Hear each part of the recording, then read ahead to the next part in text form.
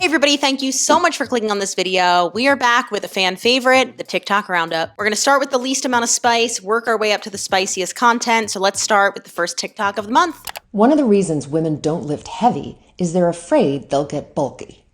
And the typical response to this is, you'd have to be lifting multiple hours a day and eating a ton of food to get bulky, so don't worry about it.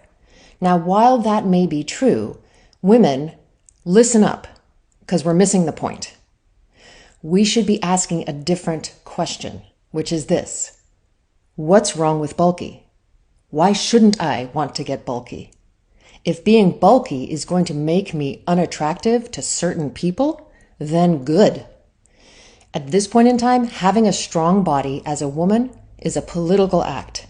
It makes me less docile. It makes me more dangerous. And I don't know about you, but I would rather be strong and dangerous than skinny and afraid.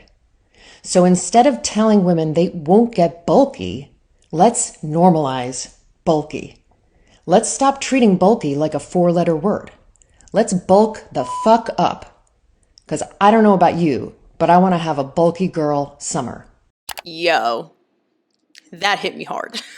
Okay, here's the thing. I fully realize that our society favors thin women. Right now, there is a body trend that has come back around from the late 90s and early 2000s that I grew up with of heroin chic. And let me say this. I am not shaming women of any size. I am a thin woman, but I also have plenty of people online who like to remind me that I'm not and that I'm bulky in their eyes. And I've stopped taking offense to that because I truly don't care anymore. Right now, I am in the healthiest place that I've been in my entire life. I eat 3 nutritious, balanced meals a day without guilt. I strength train 3 times a week for myself like clockwork. I hit 7,000 to 10,000 steps a day on average every single week. So when I see a picture like this where my arm is pressed up against my body and it kind of looks bulky, I don't look at that anymore with shame. Instead, I look at how happy I am to be spending time with my sister, on a vacation, at the beach, out to dinner with 15 of my other family members. And that arm, that bulky arm that so many of you remind me that you would hate to have, can lift my luggage overhead on the plane without the help of someone. Then when we get off that plane, I can go lift my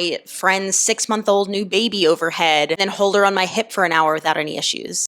I know I said that we're starting this video out soft, but I am just sick and tired of this idea that women need to be frail and as tiny as possible to be deemed worthy and attractive. And again, this is coming from a thin white woman who experiences backlash on her body every single day. Imagine the type of treatment that other people get.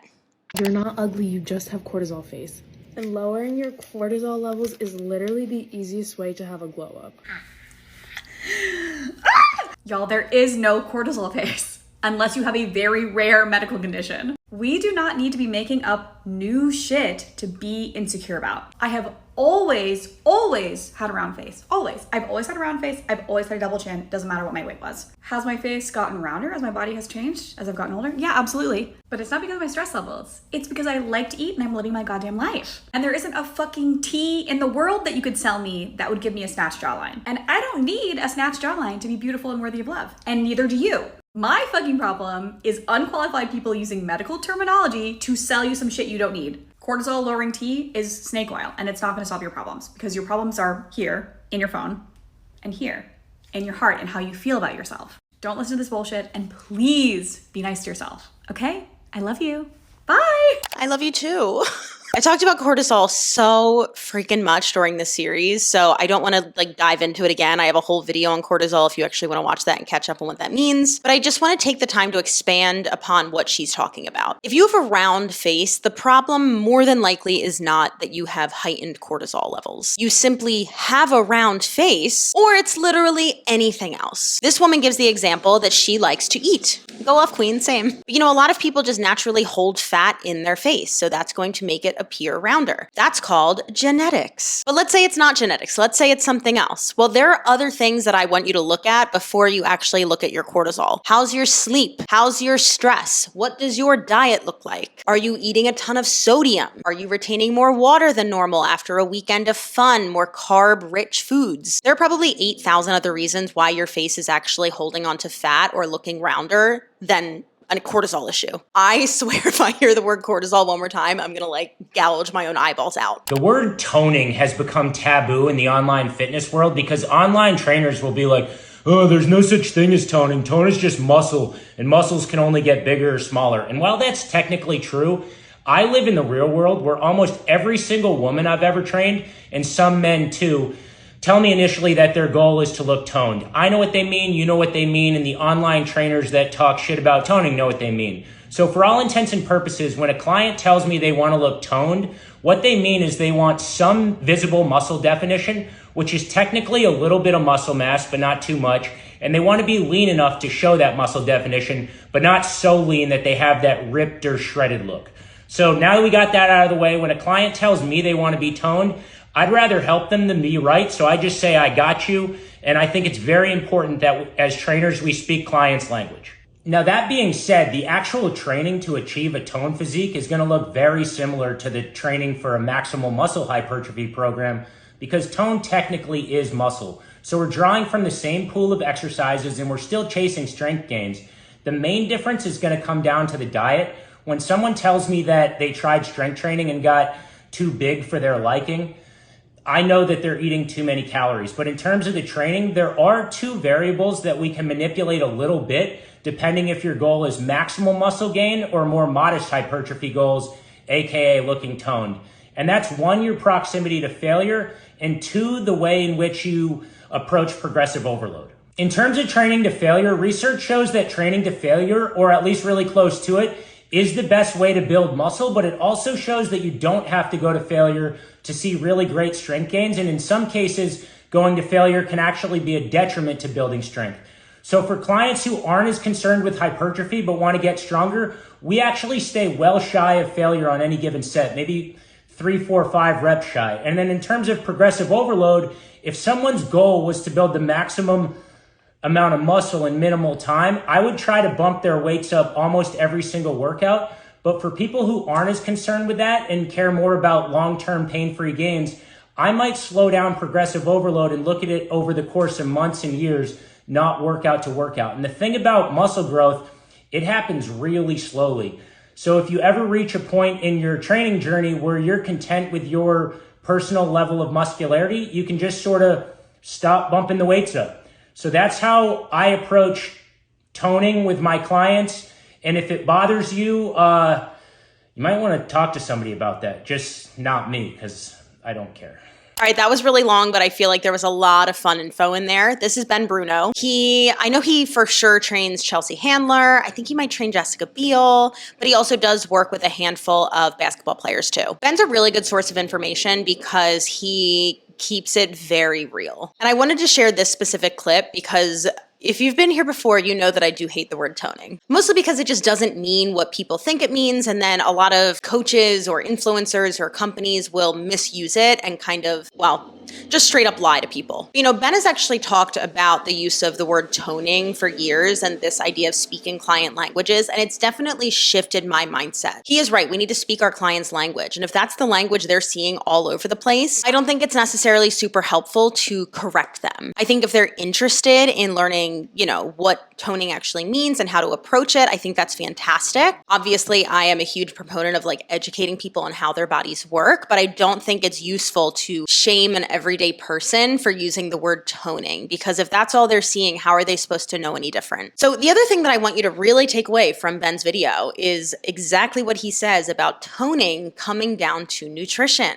Adapting your nutrition is going to be the easiest and most efficient way to drop body fat. So if you're not adjusting your nutrition when you start, trying to go for a toning goal, probably going to look like the dreaded bulky people out there. But seriously, that's the issue. It's not the fact that strength training is the issue. It's the nutritional side of it. Toning is not about lifting really light weights for really high reps. It is going to look incredibly similar to training for hypertrophy. And how do we know this? Controlled studies, including the one that he linked in his video. It's not the "it worked for me, so it will work for you" approach. Media years ago, inspired by women and women in fitness, because I was somebody in fitness for a long time that believed a lot of misinformation. And when I became a trainer, I really am still driven by helping to educate women about their bodies so they can make really sound choices on what they want to get up to with their fitness. And this is part of the reason why I post, sometimes snarky because I have that sense of humor, things about misinformation directed towards women. And I think we don't talk about it enough as women, that there is a lot of content posting false positivity, posting actual just unfounded things directed towards women to make money. And a lot of women, myself included, before I really realized what was happening, fall prey to this type of marketing because they don't have the understanding about their bodies. They don't have the understanding about how to accomplish, excuse me, their goals in fitness and wellness. And part of why I actually call people out on this is not because I'm trying to be a fitness mean girl or put someone down. I'm very happy there's a lot of diversity in fitness because we all want to accomplish different things. But where I see the line drawn is when people are blatantly lying to make money. And if you are offended by that, look at this the same way that we look at politicians. Would a politician lying offend you and you have to say, oh, you can't call that person out because you're being a mean girl if you have a differing opinion on this person lying to the public? It's the same thing here. And part of it is weird because it's packaged in this pretty slash enthusiastic slash you can do it rah thing, and it almost makes it untouchable. And part of, again, my mission with my page isn't just to give fitness instruction, it's to help empower women to make better choices. And if that makes me a mean girl for calling out other women that are lying to make money through their fitness platform, then I'll take that stance. But I think if I can inspire at least one person to think a little more deeply about the content that they consume, about the people that they follow, about the fitness information that they are taking in that actually affects their health. I mean, this isn't like fashion design or something artistic. This is actually people's health and bodies. I think the world will be a better place and more women will not fall prey to trends and fads in fitness. What do you guys think? So this is Lacey. She's a wonderful coach, but especially in kettlebells, like if you want someone who actually knows what they're doing, give her a follow. Essentially what happened is that Lacey made a video calling out content like this. And this comment on here says, I don't follow her. Those workouts aren't my jam. Why feel the need to repost her stuff and throw shade? Straight mean girl. I'm super bummed to see that other fitness women applaud this post. Grow up. You know, women defending women, no matter what, is not feminism, because women lying to other women and taking advantage of them and taking their money is just as bad as a man doing it. I made a whole video talking about this concept, I think last year, that was just like, you're mad at the wrong person. Like, why are you mad at me? Why are you mad at me for calling out lies of people with millions and millions of followers who are selling bullshit? And then I call it out and you're mad at me because I'm not supporting women. And you shouldn't call out other women and you're a mean girl. You're a mean girl, Katie. You're a bitch. Honestly, I'm plugging this video simply because I want you to understand it's not just me. I also want myself to understand that it's not just me. Like, I'm not crazy. The people who are lying to you and taking advantage of you and selling you bullshit, they are crazy. Actually, I think they're just selfish or they're misinformed or a little bit of both. Tracy Anderson, you better count your days. $900 a month for this is absurd. If I'm paying this amount of money, I'm expecting a beautiful studio and a revolutionary workout, and this was not that. You're just moving a lot, so you sweat a lot and in kind of awkward ways, so it feels hard. But I feel like they give you these weird tools and make you use ceiling bands so that you think you're doing some revolutionary thing when you're not. The instructor does not speak at all, so you have to do your best to follow along. And every time I looked around the room, I felt like 95% of the class was not doing what she was doing. If I'm paying that much money for the Tracy Anderson method, then there better be an instructor there to make sure that I'm doing it right. The facility itself was just not cute. A bunch of the ceiling bands were broken, so much so that they didn't have enough spaces for the amount of students in the class that were signed up. The bathroom looks like it belongs to a membership for a $20 a month gym. Overall, I was extremely unimpressed, and for $900 a month, you can definitely hire your own personal trainer who will help you with your specific goals, or save your money and go to a studio where the instructors actually teach you. It's honestly impressive that she's been scamming people for this long. Tracy Anderson is a scam. I've been saying this for years. If you come in the comments here and you tell me how incredible your results are from the Tracy Anderson method, I mean, honestly, good for you, but I'm not telling you that you can't lose weight or look toned owned by doing Tracy Anderson's method. I'm telling you, she's a scam artist. You're doing cardio in a heated room. Yeah, you're gonna burn a lot of calories. You're gonna expend energy. But here's the point that this creator makes that I wanna touch on. If this is such a revolutionary method that is one of a kind and so specific to get you the results that Tracy Anderson promises you, don't you want to make sure everyone's doing it right? Wouldn't you want your coaches to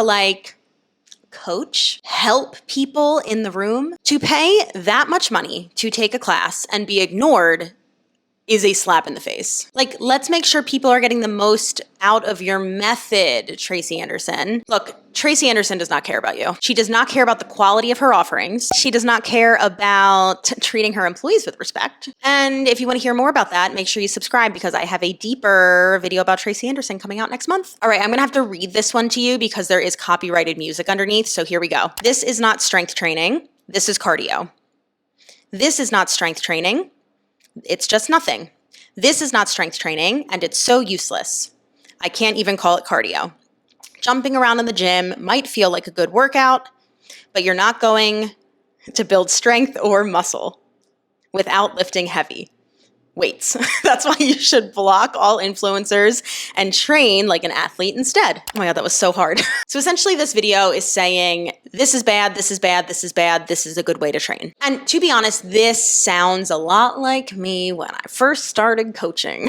Let me also say, I'm not throwing shade to this creator. She makes some good points. I just think that the delivery, especially when it comes to talking to an everyday person, isn't necessarily going to be the most helpful. So let's clean it up a little bit and go piece by piece. So she starts with some thrusters with seemingly light weights and says that it's not strength training, it's cardio. So maybe. I would say these weights, they're probably too light for her, but for other people, this might be heavy. Remember that strength and heavy, it's relative, meaning it's going to be different for everybody because everyone has different levels of strength. Now, a thruster, I would actually call this a power movement. Power is really simply, it's moving weight quickly or producing force quickly. But with power, you can gain strength there. It's just a specific type of strength. And really stuff like this comes down to how it's programmed. If you're doing 20 plus reps, yeah, that's cardio. 6 reps with a challenging weight, that's power. And then we've got this side plank with kind of a lateral raise type of thing. I don't really have an issue with this. I love a side plank. Yeah, the arm movement's probably unnecessary, but if you've got a solid side plank and you want to play around with something fun on top of it, I don't have an issue with it. Then we've got banded lateral walk. She says these are useless. I actually don't fully disagree here. I don't think they're the best thing for glute activation or what most people use them for. I made an entire video, a little short all about that, so you can check that out if you want, but it just gives you a few other exercises that I would prefer and why.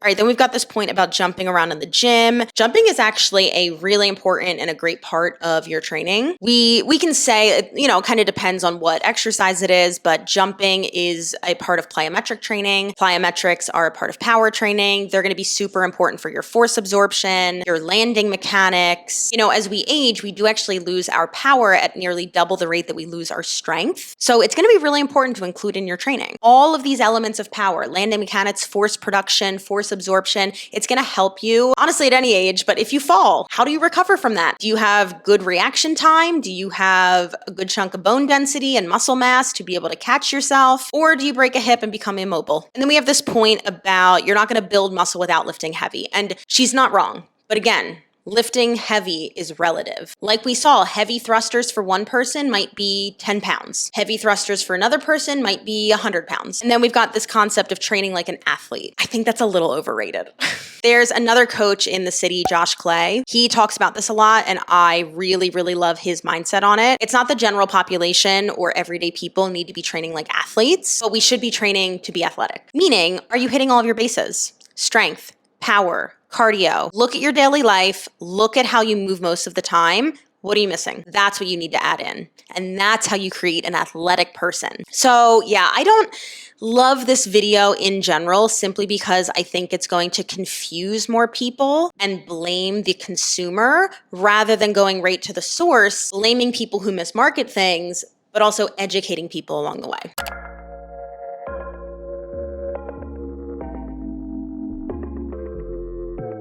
There's so much information here. Okay, let's just go for it. Okay, the first claim, fasting is a stressor for you, unlike for men. I'm gonna be so real with you right now. My knowledge on fasting is down here.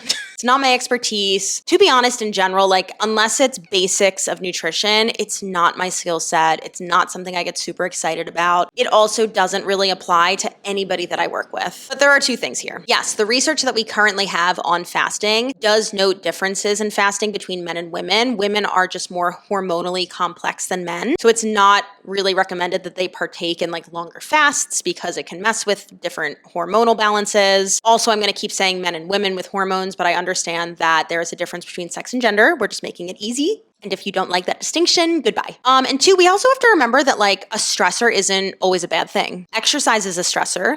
That doesn't make it bad unless you're doing too much of it. We have to remember that context matters. You need to refuel within 60 minutes. Men have 3 hours. Like refuel post-workout. I don't really know what research she's referring to here. There could be some type of anabolic window study that she's talking about, but honestly, for most people, this is too advanced. This does not matter. Let's just focus on getting in some nice, nutritious, balanced meals during the day, and you're good. Your hormones are more sensitive to calorie cuts than men's because you have more kisspeptin. Girl, be so fucking for real right now. So kisspeptin is a hormone that I believe has to do with like reproduction.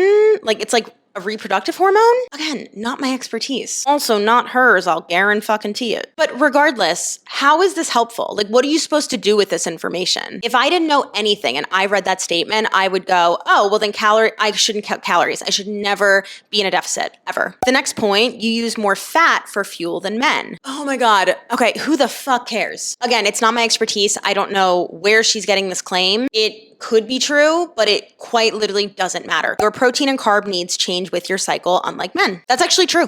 She's got one. There's actually way more research on the nutritional needs based off of a menstrual cycle versus exercise or movement needs during your cycle. But once again, this is not my expertise, so I will not be breaking this down. Your hormones become imbalanced at 30 calories per kilogram. Men's occur at less than 15 calories per kilogram. Who cares? Also, where are you getting these numbers? What does imbalanced mean? What hormones are you talking about? Steroid hormones, polypeptide hormones, anabolic, catabolic? What are you even talking about? How does this help people? And if you don't know what those different types of hormones are, you should not be commenting on them. And then finally, inflammation levels change through your cycle, unlike men. Cool. Yep. Why does that matter? Nonsense like this reads, Here's my thin body at the gym. And these are the things that I know helped me become thin at the gym. You don't understand these things? Luckily, I do. And if you give me money for whatever bullshit that I'm selling, you can be thin like me at the gym too. This is word vomit nonsense.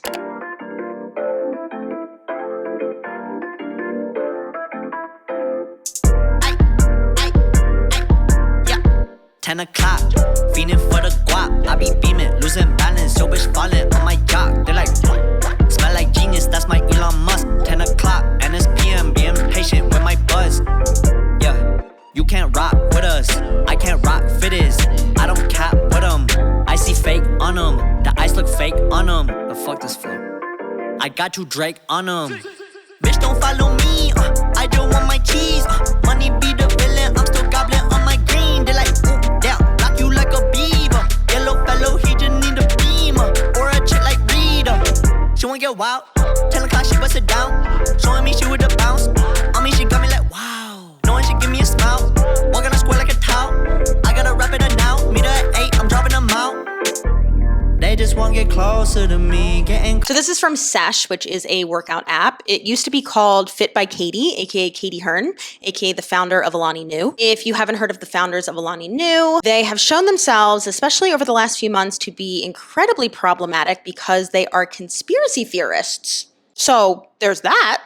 I also made a video last year about their partnership with Kim Kardashian and how I felt that was irresponsible as a fitness brand. But anyway, I'm just giving that background to show that I have no qualms talking shit about Katie Hearn. So the reason I wanted to share this is because Katie Hearn has millions and millions of followers. And just because she has all that, it does not make her an expert in her field. Because this glute workout sucks. Let's talk about why. So we're starting out with a goblet squat, and you can start with a goblet squat if that's your biggest lift of the day. But we saw from this entire workout already, it's not. When you're focused on building a muscle, in this case, your glutes, you want to start with your biggest compound lift because you don't want to be wasting energy on accessory work. You want to get the biggest bang for your buck in a hypertrophy program. Also, just like the range of motion, the control, the overall form here just isn't very good. We're bouncing out of the bottom. We're not controlling the eccentric or the lengthening phase. And that's where the money is for growth. Then we're going into cable kickbacks, which again, it's just way too early in this program to be throwing in isolation accessory work like this. I would put this at the end, make it more of a burnout.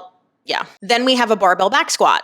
This should be first. This is a huge compound lift where you will get the most bang for your buck. So you want to put the most amount of energy in that. Then we're going into Bulgarians. I love Bulgarians for a glute growth goal, but putting this on the same day that you're already doing a big squat pattern, I just think is a little redundant. Actually, we've already done 2 squat patterns. We've had goblet squats and we've had barbell back squats. Now we're going into a split squat. It's a little much. I would keep these in your glute growth program. I would just put them on another day. So if you do want some unilateral work in on this day, I would do something that's more hip dominant, something like a kickstand deadlift or a rear foot elevated deadlift. And then we move into RDLs. Again, if you're loading these up appropriately, RDLs, number 1, should not be at the end of this workout. Number 2, should not be on the same day that you're doing barbell back squats. Your low back is going to explode. These should not be in the same workout. These should not even be on like days next to each other. You want a lot of time, number of days between these 2 exercises. And if you don't need that much time between those exercises, you're not loading them up appropriately. And then we're ending with an incline walk.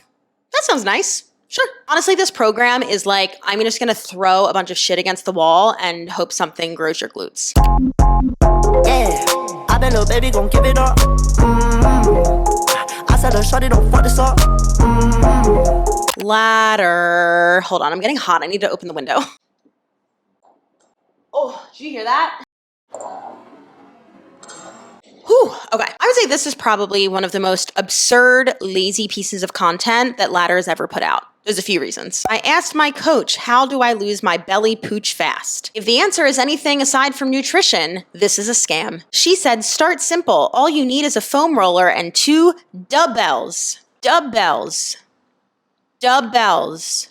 I am just amazed that this is a paid ad that this company put money behind and they misspelled dumbbells. That's how little they give a shit about you. Also, this whole thing implies spot reduction. You cannot spot reduce fat. I've made numbers of videos on it. I'm not explaining it again. Do this deep core workout every day with a 3-2-1 method and it will be gone in 6 weeks. You can't just put method next to a statement and have it be a method. You don't have a method. You have a stupid, shitty marketing tool of putting random numbers next to each other and then 1,000 people in the comments asking what that means, and then you literally never explaining it because you do not care about your consumer. You guys, there is a reason that I answer pretty much every single comment, and it's because I actually want to help you. If you see a big company or a brand or an influencer or whatever, and they never respond to comments, they never interact with people, and one of their goals is to help people, is it really?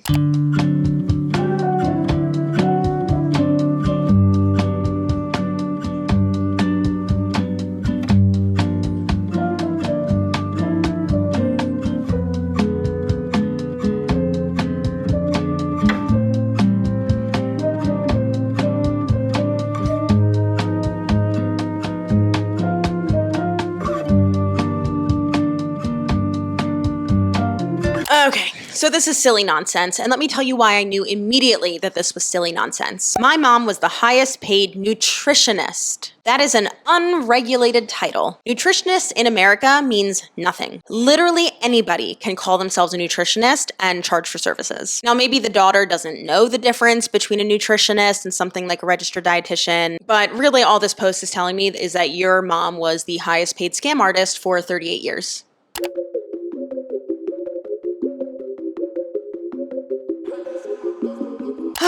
Can this content just go away? It's so lazy. That's what I want to point out. Like I've talked about content like this of like, it's just a big list of things that you should do, but let's look at what's under it. It's just someone's but walking around in the gym. There's no face, there's no connection, there's no help. It's just, here's me at the gym with a big old list of shit that you'll never understand. And if you give me money, I will still not help you understand it. Content like this does not help anybody. It performs well in the algorithm because it's quick. People have to watch it a bunch of times to actually read everything, but it's quite literally not helping anybody. And if you ever see me produce content like this, I am gone. I am no longer here. The old Justina can't come to the phone right now. Why? Because she's dead.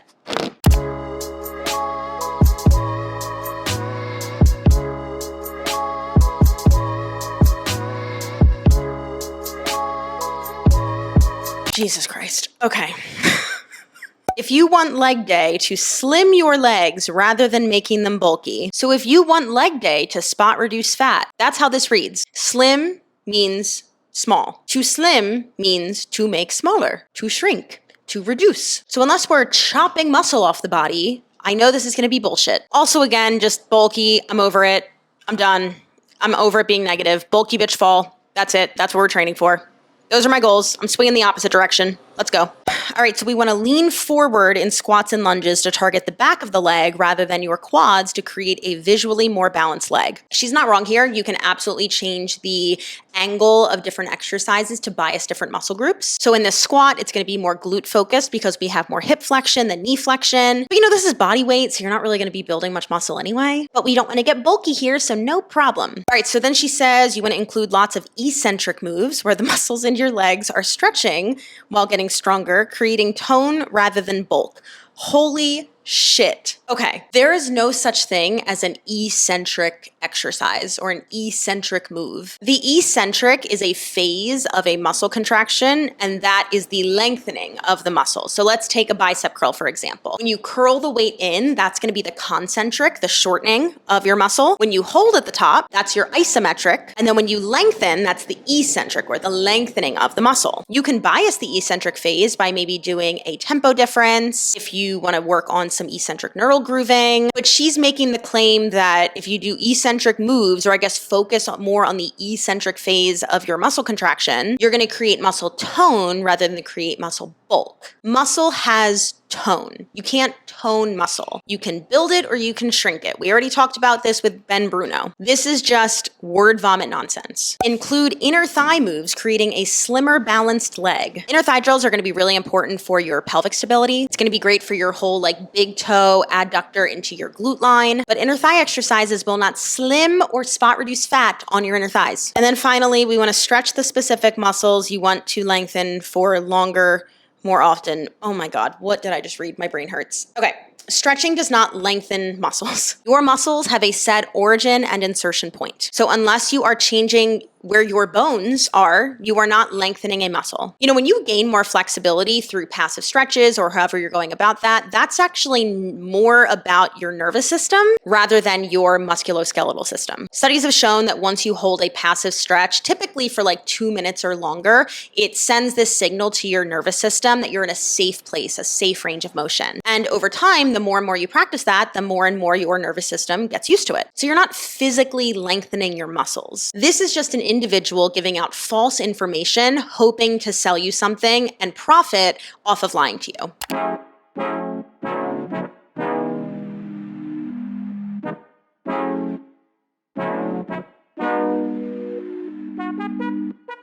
Drove the gates, feeling anxious around 12 a.m. Just moved, but might move it all out again. This feel like deja vu. Swear last year my brain bought the same thoughts through. I blame the things I do.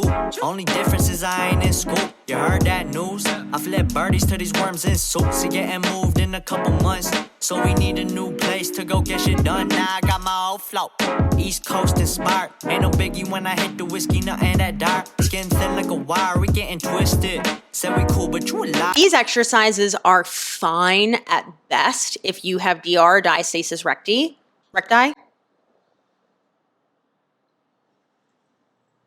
But actually, most of these are far too advanced if you actually have ab separation. And content like this isn't helpful because the number one thing that's going to help people with ab separation, people who are postpartum, is the breath connection. So if you're just flying through exercises and demoing that, it's not actually going to be helpful to anybody. The breath is what's actually going to make these types of movements purposeful. You know, the other thing that I want to point out here is the marketing right off the bat. How to lose the mom pooch. Stop preying on mothers. Leave them alone. Leave Britney alone. There's never any content that's just like, hey, you just grew a whole ass human and pushed it out of your body. Or worse, had major abdominal surgery and the baby was ripped out of you. Either way, that's fucking crazy. Let's get your body feeling more like your own again and prep you for all of the new daily living tasks that you're gonna have to perform while taking care of a newborn baby. But no, we never see that. Instead, it's always like, hey, you fat fuck, no excuses. Let's get rid of that ugly ass fupa and get you hotter than ever. Actually, if you are looking for like new mom content and stuff that's way more approachable than whatever the fuck this is, go check out Erica Villani and Charlie Atkins. I have done videos with both of them before. They are first-time new moms. They have had their own unique struggles and unique experiences. And they not only are giving you firsthand experience, but they're also both pre- and postnatal certified. I'm sweating. As always, thank you all for watching this video. I know these are always very highly requested each month. If you have any videos that you come across or that you think might fit well into this series, please send them over to me. The best way to do that is if you follow me on Instagram. You can just DM it to me. If you have any questions, please leave them down below. Make sure you hit that subscribe button so you don't miss out, and I will see you all in the next one.